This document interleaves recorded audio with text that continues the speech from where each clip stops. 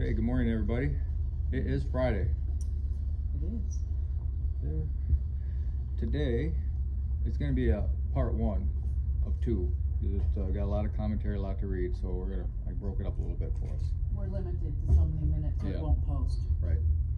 So, Paul preaches in Antioch of Pisidia. Paul and his companions then left Paphos by ship for Pamphylia, landing in the port of Perga. There, John Mark left them and returned to Jerusalem, but Paul and Barnabas traveled inland to Antioch of Pisidia. On the Sabbath, they went to the synagogue for the services.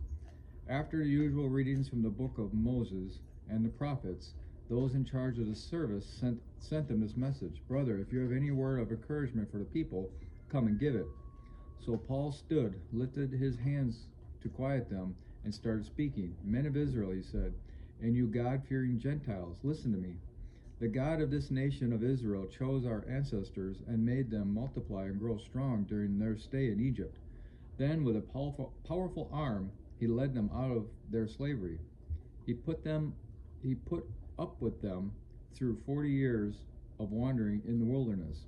Then he destroyed 7 nations in Canaan and gave their land to Israel as an inheritance. All this took about 450 years. After that, God gave them judges to rule until the time of Samuel the prophet.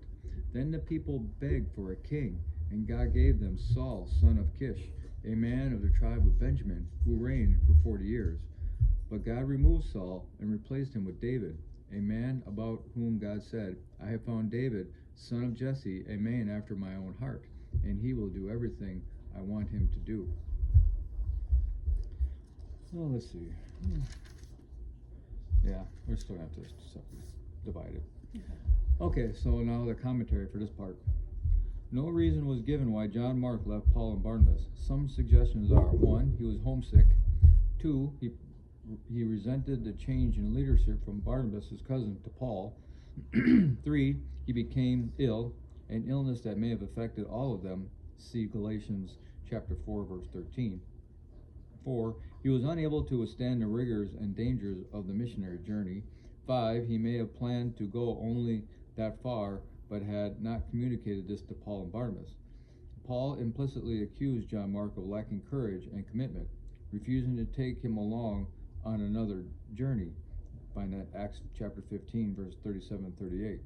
It is clear from Paul's later letters, however, that he grew to respect Mark, Colossians chapter 4, verse 10, and that he needed Mark in his work, 2 Timothy chapter 4, verse 11.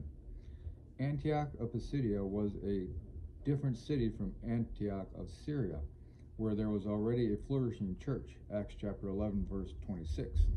This Antioch, in the region of Pisidia, was a hub of good roads and trade with a large Jewish population. When they went to a new city to witness for Christ, Paul and Barnabas would go first to the synagogue. The Jews who were there believed in God and diligently studied the scriptures. Typically, many could not accept Jesus as the promised Messiah because they had the wrong idea of what the Messiah should be. He was not, as they desired, a military king who would overthrow Rome's control, but a servant king who would defeat sin in the people's hearts. Only later, when Christ returns, will he judge the nations and the world. Paul and Barnabas did not separate themselves from the synagogues, but tried to show clearly that the very scriptures the Jews studied pointed to Jesus. What happened in the synagogue service? First, the Shema was recited. This is Deuteronomy chapter 6, verse 4, which Jews repeated several times a day. Certain prayers were spoken. Then there was a reading from the law, Genesis through Deuteronomy, a reading from the prophets intending to illustrate the law, and a sermon. Those in charge of the service decided who would lead the service and give the sermon. A different person was chosen to lead each week. Since it was customary for the synagogue leader to invite visiting rabbis to speak, Paul and Barnabas usually had an open door when they first went into the synagogue. But as soon as they spoke about Jesus as Messiah, their door would often slam shut. They were usually not invited back by the religious leaders, and sometimes they would be thrown out of town. Paul's message to the Jews in the synagogue in Antioch began with an emphasis on God's covenant with Israel. This was a point of agreement because all Jews were proud to be God's chosen people. Then Paul explained how the good news fulfilled the covenant, but some Jews found this message hard to swallow. They didn't think it was available for the Gentiles. No, they didn't. And at the time before Christ, it wasn't. Right. Because Paul speaks about that later, about joining the Jews and the Gentiles together, because the law and all the prophets spoke how they were supposed to separate themselves from the Gentiles. Right.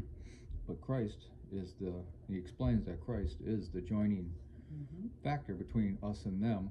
I say them, it's all of us. I mean, No, it's not, everyone. but for the illustration of being Right. separate Jews and Gentiles, because we, her and I are Gentiles, and Right. all of us that are not Jews, no matter what nationality you are Gentiles. Right. But Christ joined us both together through his blood. And joined us to God. And joined us to God, Can't right. get to God through any Right. other way either.